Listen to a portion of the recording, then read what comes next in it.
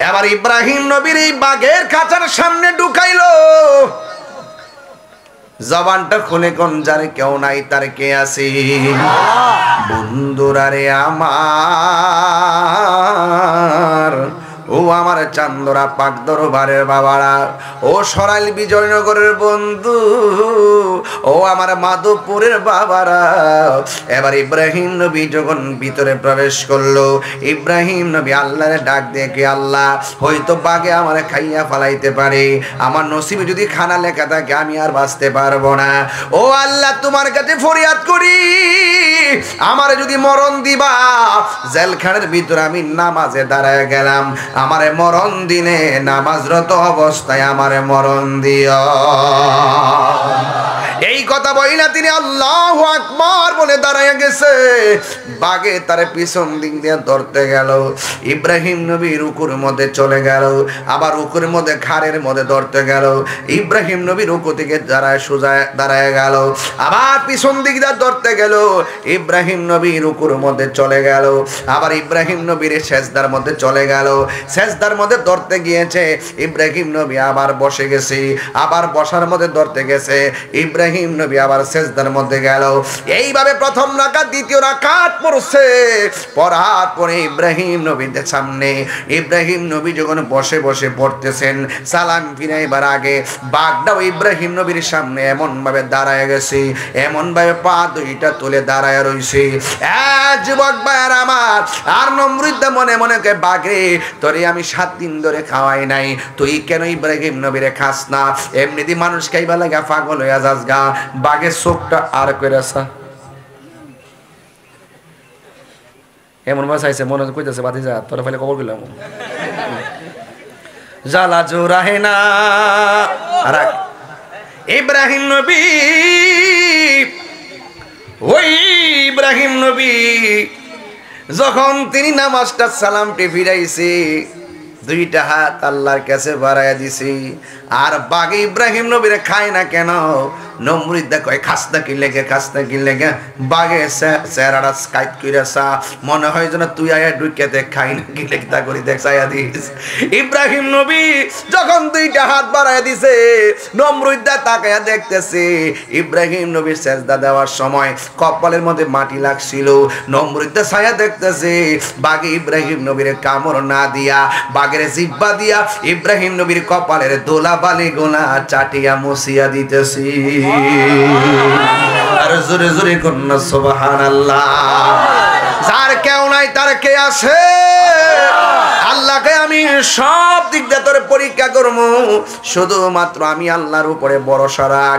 আমি আল্লাহর উপরে যারা ভরসা করে, ভয় করে, আমি আল্লাহকে ভয় করে যারা ইবাদত করে, আমি আল্লাহ তাদেরকে একটা জান্নাত দিতাম না, আমি আল্লাহ তাদেরকে 2টা জান্নাত দিমু। আমার আল্লাহ রাব্বুল আলামিন কোরআনের মধ্যে বলে দিয়েছেন, ওয়ালিমান খাফা মাকামা রাব্বিহি জান্নাতান।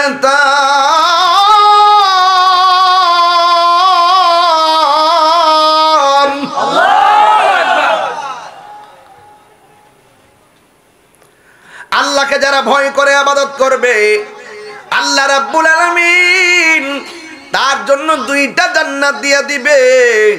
জান্নাত বড় দামি জিনিস রে বাবা, পুরাই অঙ্গ দেখায় কারে গো, ও দয়াল যার পুরা দেখে না, আমি কার জানাই কার বোঝাই মনে এরি বেদনা, মন দিলাম প্রাণ দিলাম রে, ও দয়াল দিলাম হাম সুলয়ানা, আমি সব দিয়া তোর মন পাইলাম না, আর কি আছে জানা, বুঝলাম না তোর প্রেমের ধারা গো, ওই আমি বুঝি নাই প্রেমের খেলা, বুঝলে কি আর পাইতাম দয়াল এ তো ও যে লাঞ্ছনা। চিৎকার মেরে কি আল্লাহু আকবার বলা যাবে না? অন্তরে খবর জানে কে?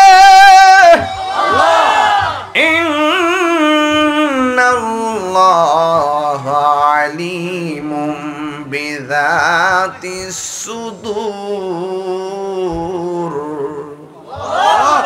নিশ্চয়ই আল্লাহ রাব্বুল আলামিন তোমার আমার অন্তর্যামী। দিল যদি ঠিক না থাকে, কবরে গেলে বাস পচার আগে লাশ পচে যাবে। আর দিলটা যদি ভালো থাকে, কবরে গেলে তোমার দেহের ভিতরে মাটি আর পচন ধরবে না। কথা কোন ঠিক কিনা? ধরবে। এই জন্য যুবক ভাইয়ের আমার ওয়াজের টপিক ছিল আল্লাহ যাকে বেশি ভালোবাসে তাকেই বেশি পরীক্ষা করে।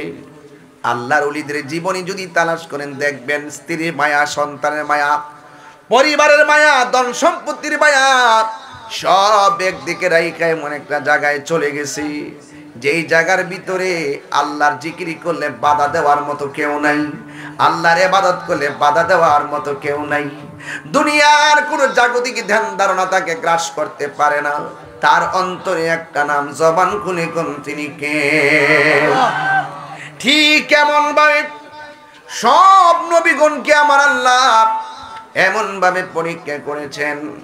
এই পরীক্ষার ভিতরে একটা পরীক্ষা করেছেন একজন নবীকে, একটা পরীক্ষার মধ্যে সীমাবদ্ধ রাখে নাই। আমার আল্লাহ ওই নবীকে 10টা পরীক্ষা করেছেন। সুবহানাল্লাহ। জোরে বলেন কয়টা? আরো জোরে কোন কয়টা? 10টা পরীক্ষা করেছেন। যেই নবীর নাম হলো ইব্রাহিম খলিলুল্লাহ। জোরে কোন সুবহানাল্লাহ। জোরে বলেন নামটা কি? ইব্রাহিম। নামটা ছিল শুধুমাত্র ইব্রাহিম। পরীক্ষা দিতে দিতে আল্লাহর রাজি করতে যাইয়া পাগল হইয়া গেছে। আমি সব বিলাইয়া দিমু, এরপরে আমি আল্লাহকে রাজি করব। আল্লাহ সন্তুষ্টি হইয়া ইব্রাহিম নবীকে একটা উপাধি দিয়ে দিলেন। ওই উপাধির নাম হলো খলিলুল্লাহ। জোরে জোরে কি সুবহানাল্লাহ বলা যাবে না? মরণের ভয় আসেনি? আর আজরাইল যে কোনো মুহূর্তে আসতে পারেনিও। গত ঈদের দিন মাকে লইয়া কুরবানির গোশত খেয়েছেন, বাবাকে লইয়া কুরবানির গোশত খেয়েছেন। কিন্তু যুবক ভাইয়েরা আমার, এবার অনেকের মা কবরে চলে গেছে, অনেকের বাবা কবরে চলে গেছে। এই আনন্দ ম্লান হয়ে গেছে। ইব্রাহিম নবী আল্লাহর বন্ধু, ইব্রাহিম নবীকে আমার আল্লাহ 10টা পরীক্ষা করেছেন। 10টা পরীক্ষার মধ্যে তিনি পাশ করেছেন। এর মধ্যে 1 নম্বর পরীক্ষা হলো বাঘের খাঁচার ভিতরে নমরুদ ইব্রাহিম নবীরে ঢুকাইয়া দিছে। আল্লাহু আকবার কর না কেন? এই মুহূর্তে যদি সিঁড়ি দিয়া বাঘটা উঠে, আপনারা কেউ থাকবেন না, বাঘের ডোরে দৌড়াইয়া পালাবেন। আর চতুর্দিক দিয়ে বাউন্ডারি, সামনে দিয়া গেট। 3 দিন 4 দিন 7 দিন পর্যন্ত বাঘের খাবার দেয় না। কারণ কি? কই ইব্রাহিম নবীরে খাঁচার ভিতরে ফেলবে।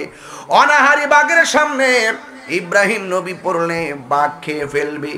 এই জন্য ইব্রাহিম নবীরে খাঁচায় ফেলার জন্য নমরুদ চতুর্দিকে বেষ্টনী কইরা ভিতরে একটা অনাহারি বাঘ রাইকা ইব্রাহিম নবীরে বাঘের সামনে ফলাইয়া দিছে।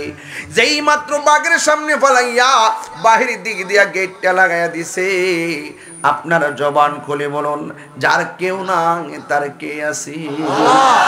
আর বড় করে বলো, কে আছে? ওয়ালামু আন্নাল্লাহা মাআল মুত্তাকিন।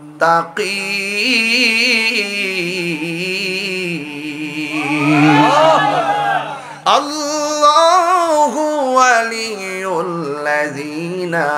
আমানু ইউখরিজুহুম মিনাজ-যুলুমাতি ইলান নূর। কষ্ট হচ্ছে আপনাদের? আমি কিন্তু ওই 40 মিনিট কিন্তু ডানে বামে কথা বলে কাটাইতেছি না। আমি আকাশের দিকে তাকিয়ে মূল কথা বলতেছি। সামনে কুরবানি।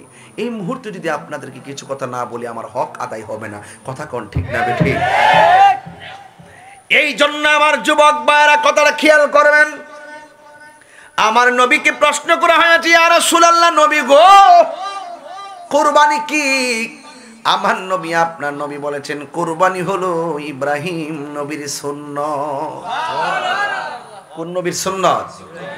এই জন্য আমার নবী বলেছেন এই কুরবানিতে যারা পশু ক্রয় করবে, মোটা তাজা সুন্দর দেখে পশু ক্রয় করবে, কারণ হাসরের ময়দান যেদিন কায়েম হবে, যেদিন আমার আল্লাহ পুলসিরাতের উপরে, পুলসিরাতটা জাহান্নামের উপরে সাজাইব, চুলের চাইতে চিকন হবে, হীরার চাইতে দাঁড়ানো হবে। ওই পুলসিরাতের উপরে যখন, জাহান্নামের উপরে যখন পুলসিরাতটা থাকবে, মানুষ সেই দিন কুরবানির পশুর উপরে আরোহণ কইরা কইরা পুলসিরাত পার হয়ে যাবে। আপনারা তো সদরি বাড়ি মানুষের দেখাবার লেগে গরু কিনেন, আমরা তো বুইয়া বাড়ির বেড়াইতে 3 লাখ টাকার গরু না কিনলে কি আমার কে মানুষে বড় লোক কইব? একটা ব্যবসা আছে না, শতকরা 100% ভিতরে এইটা কাজ করে। গরুটা আনলে এমন কই, বাবা আনছি রে, আছে কিনা? কালকে দেখলাম 1 কোটি টাকার গরু, গলার মধ্যে দুর্মোটা স্বর্ণের চেইন।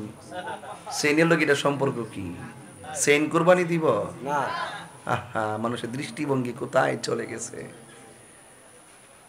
লা ইয়ানালাল্লাহা লুহুমুহা ওয়ালা দিমাউহা ওয়ালাকিন ইয়ানালুহুত তাকওয়া মিনকুম।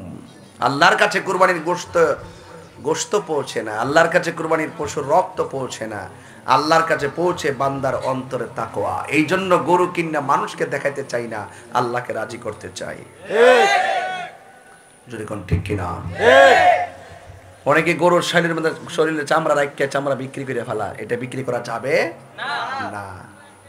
মনে থাকবে, কুরবানির গোশতের পশুর খুর আছে না, খুর শিং, এইগুলো মিজানের পাল্লার বাটকারা হয়ে যাবে। এই জন্য পশুটার মায়া কেনা। আবার অনেক সময় গোশত, কুরবানি গোশত, এই কুরবানির পশু কেনার পরে গোশত মাপে মাপা হারে কম হয়েছে রে, এই আফসোস করবেন না, এই আফসোস করবেন না। মনে থাকবে ইনশাআল্লাহ। একটু পরে বলবো, কিছু লোক আছে সমাজের সাইজ করুন, আগে ওয়াশটা একটা গুছায় ফালাইলি জায়গা মতো, বাপ ডাহামু কুরবানির গোশত জবাই করে হে অর্ধেকটা নিয়ে ফ্রিজ ভিতরে হামদায় দেয়। হাত দিলে ঠিক কিনা?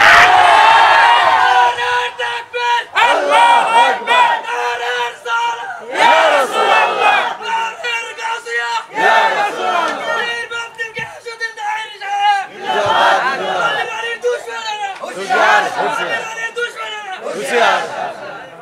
কথা ঠিক না বেঠিক?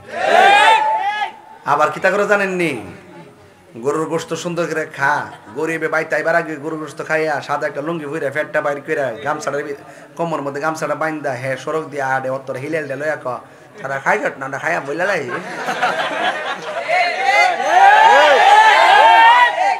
ইতার নাম কুরবানি, গোশত খাইবার লেগে রে, হ্যাঁ খাই আবার স্ট্যাটাস দে, ফিয়াজ দিয়ে খাইয়া, ও কি মজা লাগে রে। হ্যাঁ, গরু কেনার পর আবার ফেসবুকে স্ট্যাটাস দে, কেমন হলো, দাম কত হতে পারে। ফেসবুকের ভিতরে যখন লেখে দাম কত হতে পারে, গরিবই কি ফেসবুক চালায় না? সে যখন দেখে এই বড় লোকের টাকা দিয়ে গরুটা কিনছে, আহারে সে খাবে, আমি কি খাবো না? আমাকে তো আল্লাহ তৌফিক দেয় নাই, আফসোস করে না অনেক সময়? আহারে মুখের বাড়ির গ্রানটা নাকে আইসা পড়ছে, গরিবের নাকে আইসা পড়ছে, আহারে হে খাইয়া ফেলাইছে, আমার খবরটা লইল না। এমন লোক কি সমাজে আছে না? এই জন্য গরিবের নাকের ভিতরে তোর বাড়ির রান্নার গোশতের গ্রান পৌঁছার আগে তার গরিবের বাড়িতে গোশত 3 ভাগের 1 ভাগ পৌঁছাইয়া দাও। ঠিক না বলেন? এটার নাম ইসলাম, এটার নাম ইসলাম। মনে রাখবেন, কুরবানি গোশত খাওয়ার জন্য না, বলছেন কুরবানির গরুর গোশত আল্লাহর কাছে পৌঁছে না, রক্ত আল্লাহর কাছে পৌঁছে না, পৌঁছে বান্দার অন্তরে তাকওয়া। অন্তরে খবর কেউ জানে না, একজন জানে, জবান খুলে কোন তিনি কে। আল্লাহ। আমার কথা অনেকের কষ্ট হইতে পারে না, এটা বাস্তব। এও আবার গরু গরিব যখন নিতে হয় দেখবেন হাত ডিডি গোড়া হাত ডিডি এমনি বাগা কইরা কইরা গরু তৈরি রাখে। এই 10-15 জন দিয়ে শেষ হয়েছে, কতখানি আইছ ওরে বাট পা সবজি নিয়ে আছে ডোয়াইলেছে ফ্রিজের ভিতরে কয়েকজনে দিয়ে কতকা নাই সত আগে আলি না কিনলে গিয়া আগে বলে আলি না কিনলে গিয়া এরকম লোক সমাজ আছে না নাই আরো যারা আছে না নাই বিচার হবে কর্ম অনুসারে বিচার হবে কর্ম অনুসারে কঠিন হাসরে বিচার হবে কর্ম অনুসারে ঠিক না রে বাবা